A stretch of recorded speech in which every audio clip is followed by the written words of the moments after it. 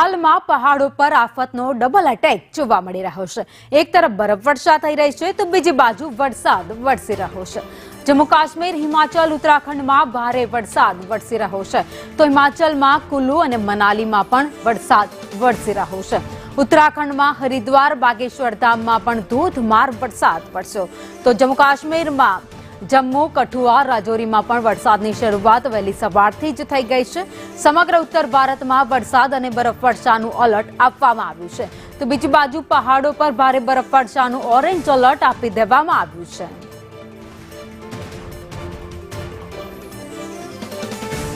તો પહાડો પર અત્યારે બે ઋતુનો અનુભવ થઈ રહ્યો છે। ક્યાંક બરફવર્ષા થઈ રહી છે, કડકડતી ઠંડી પડી રહી છે તો બીજી બાજુ ચોમાસા જેવો માહોલ છે। ધોધમાર વરસાદ વરસી રહ્યો છે જેના કારણે અનેક લોકોનું રેસ્ક્યુ કરવાનો પણ વારો આવ્યો છે। આ બે અલગ અલગ દ્રશ્યો આપણે બતાવી રહ્યા છે। ઉત્તરાખંડના દ્રશ્યો છે જ્યાં એક તરફ વરસાદી માહોલ તો બીજી બાજુ અનેક જગ્યાઓ પર વરસાદી પાણી ભરાઈ જતા એનડીઆરએફ, એસડીઆરએફની ટીમ બોલાવવામાં આવીને લોકોનું રેસ્ક્યુ કરાયું।